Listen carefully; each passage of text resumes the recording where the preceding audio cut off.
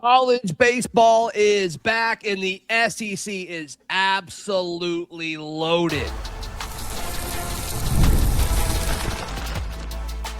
You are Locked On SEC, your daily podcast on the Southeastern Conference.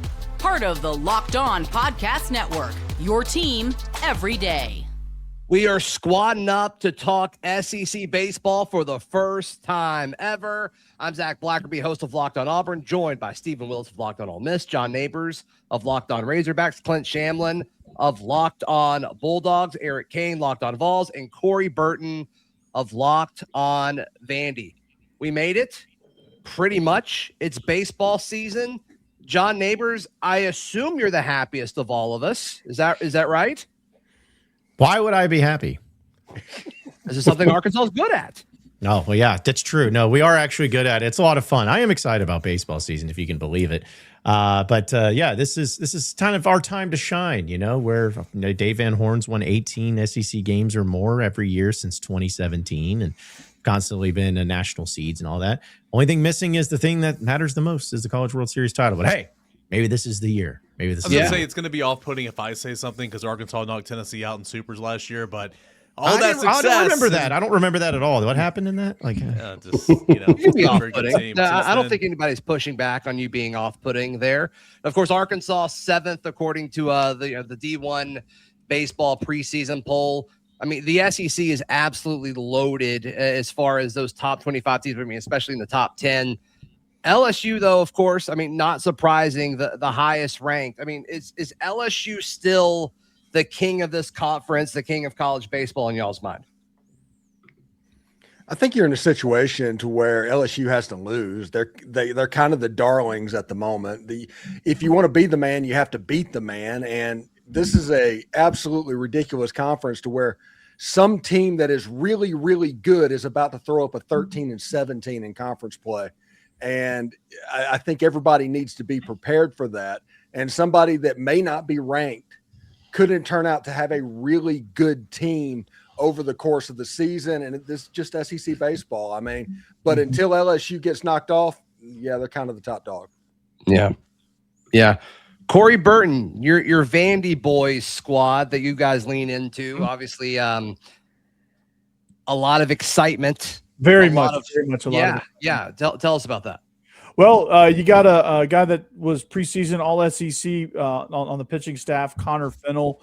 He's going to be really good, looking to be an ace there. Austin Nye, a bigger role there. He's looking like he's going to be the number 2 pitcher. And then I think Nate Taylor, who we got from Clint's Georgia Bulldogs to come over, he's probably going to be the 3rd starter. So Vandy's going to have a really good pitching staff. I believe it's going to come down to who can hit the ball, who can join Braden Holcomb, who was the other all-SEC selection from this team, who can hit the ball, who can drive in the runs. Can there be some consistency here with this lineup? It's just very up and down. When the pitchers were off, so were the bats, and when the pitchers were on, the bats weren't on. Just right. Yeah, right. Not complimentary baseball there. Yeah. Clint Shamlin, we haven't heard from you yet. Your Georgia Bulldogs ranked 15th in the preseason poll according to D1 baseball, which is wild because, I mean, there's still so many SEC teams ahead, but I mean, that's the truth of this conference this year. I mean, absolutely stacked, and Georgia is a part of that. Georgia is a part of it. We are stacked ourselves. The SEC is stacked. And what it's going to come down to is that starting pitching. Starting pitching is just the biggest question mark. We have no idea. And anybody that tells you they can tell which way it's going to go is crazy. The bat should produce. We're going to have runs. We're going to have power. We're going to have contact. I believe in that. And the transfer portal itself did produce guys that have already had success. So they're not unknowns totally. It's the grind of the SEC, what you talked about. So can I think we'll be in every game? Yes. Can we get to the late innings and then trust our bullpen? That's going to be the question. Because if Georgia can be in close games with the bullpen and the offense we have, we might be looking at the best team in the SEC just on those 2 things alone. Yeah, I mean, it's going to be such a battle each and every week. I mean, just going through the top 25 here, once again, D1 baseball is what we have pulled up here. LSU at 2, Texas at 3, Mississippi State at 4, Arkansas at 7, Auburn at 9, Florida at 13, Tennessee at 14, Georgia at 15, Kentucky at 18, Vandy at 23, and then Texas A&M at 25. Did anybody get snubbed here, guys? Are any of these way too low in your opinion, or not on this list and they should be? I think just after all the offseason, not even the offseason, just, a 3-week span in the fall where Tennessee baseball program just, was on a roller coaster ride. I think because Tony Vitello is now in San Francisco with the Giants, first sitting college coach ever to take over a managerial position. Frank Anderson went with him. Quentin Eberhard, who's a Major League Baseball strength and conditioning coach who's been with Tennessee for the last couple of years, he goes with him. Because of all that, I think just from the outside noise, it's like, oh, well, Tennessee's going to take a massive step back. And, I think if Tony were here with this roster that he and Josh Elander, who's now the head coach, constructed, the transfer portal class, the freshman class, I think if Tony and Frank were still here in Knoxville, I think Tennessee, instead of being 15, probably be somewhere around 11 or 10, just my opinion. Instead of being 6th predicted order of finish in the SEC, probably top 5, I'd say probably 4th. So I'd say Tennessee got slotted a little bit, but again, not saying Tennessee should be out there in the top 5. Anybody else feel like they're way too high or way too low? Georgia, I just talked about the bats and the power arms of the bullpen. Those two things in and of itself should rank us higher, but I think it's the unknown and the unceremonious way in which we were booted out of contention last year, kind of surprisingly with what the expectation was. So I think, yes, Georgia is going to shock some people by the end of the season with how we're ranked right now, because I do think we are a top 8 team easily. I think Vanderbilt's aptly rated. I mean, they had a chance last year as the number 1 overall seed to really make a run, and they didn't. They got booted in the regionals and just went cold at the plate. And so I understand the ranking. I think they're going to surprise a few people this year as far as starting at 23rd and just working their way up, because I do think the bats, when they do find a groove, they'll be good. Yeah. And just because we haven't mentioned anything about the team I cover yet, Auburn at 9, I think feels about right. I think there's still plenty of questions as far as the rotation. The lot of bats returning the lineup. They had a lot of freshmen a year ago. Can they limit these sophomore slumps? And I just think with Butch Thompson at the helm, they're going to figure out the rotation. It just kind of always seems to work out with him as the coach. I think he's kind of earned that respect. So for what it's worth, I think Auburn just inside the top 10 is fair. And then they just ran into the buzzsaw that was Coastal a year ago when they won like 1,000 games in a row, which was I think for Tennessee, a lot of questions about pitching. I feel pretty good about the starters. Tegan Coons, who was kind of the Sunday guy last year, is a true freshman. He's a second year. He's a 2-year sophomore, meaning he'll go to the draft. He'll be a first rounder this year. Mixed bag of results last year. Went to the Cape this summer, was phenomenal. Has been really good this offseason. He's going to be the Friday night guy. Landon Mack coming over from Rutgers.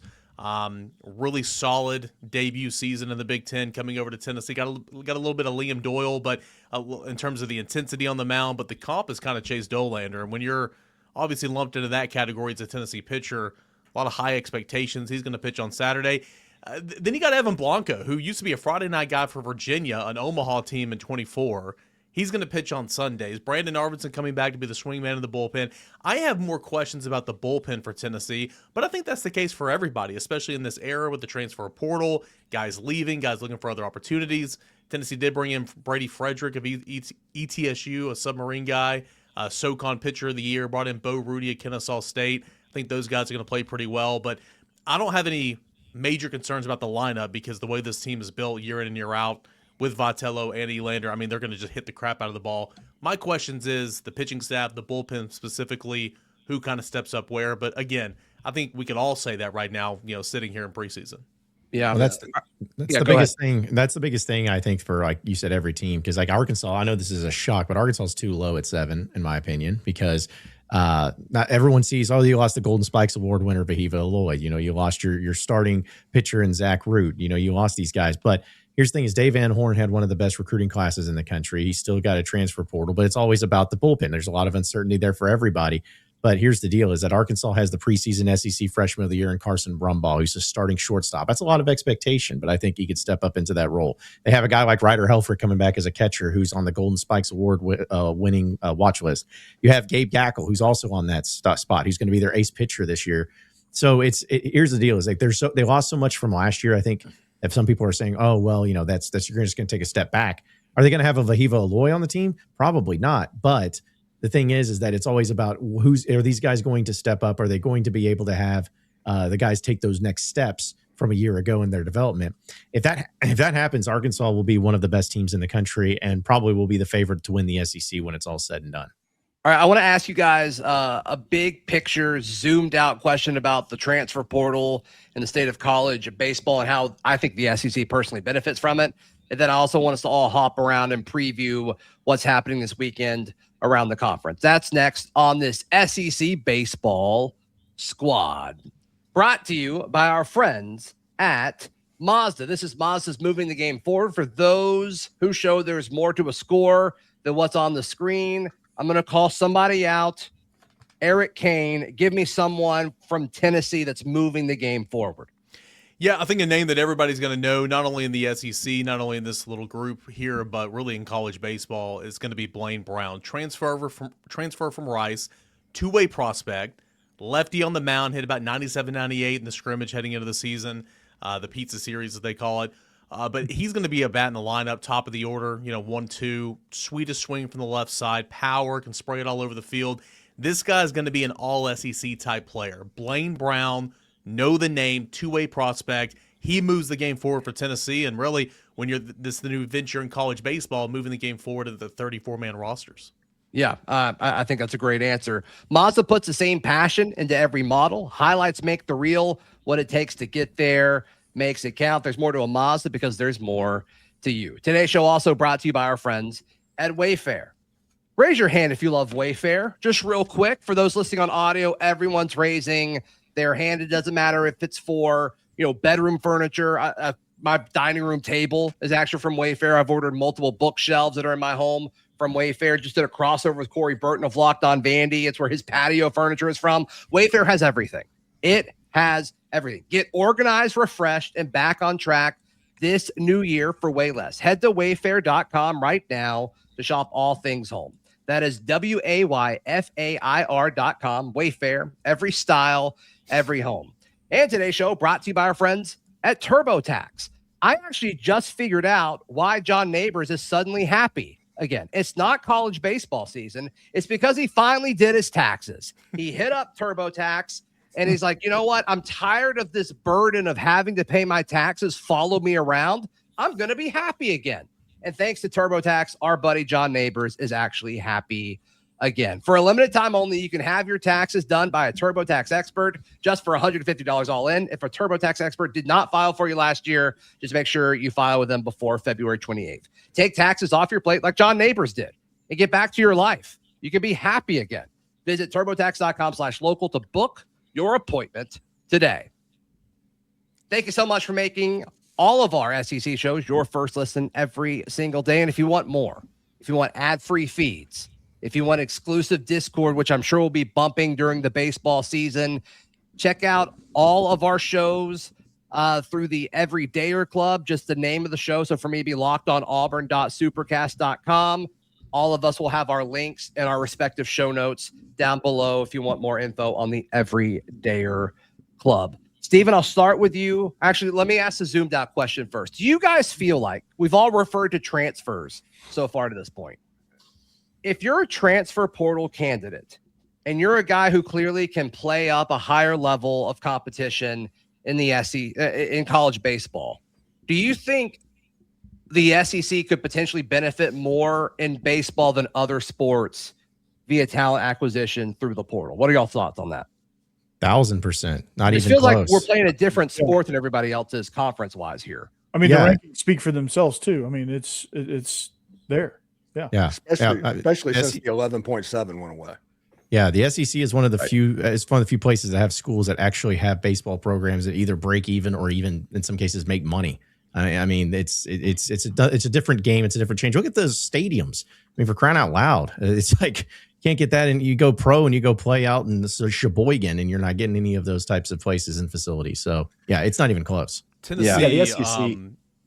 I was going to say Tennessee real quick is from last year. Tennessee was a foul 163,000 in the hole. This upcoming year, they're going to break even in baseball because Tony Vitello's separation pay is going to kick in. But I mean, the fact that baseball is going to make money at Tennessee, It's insane. I mean, it's ridiculous. So furthering John's point, I mean, not many places around the country, not in the South, where you can't do that. Yeah. I think baseball itself has the best opportunity to continue to progress players towards the MLB, unlike other sports that you have to come in ready-made. Baseball in and of itself turns into, we got entertainment baseball, we got minor league baseball.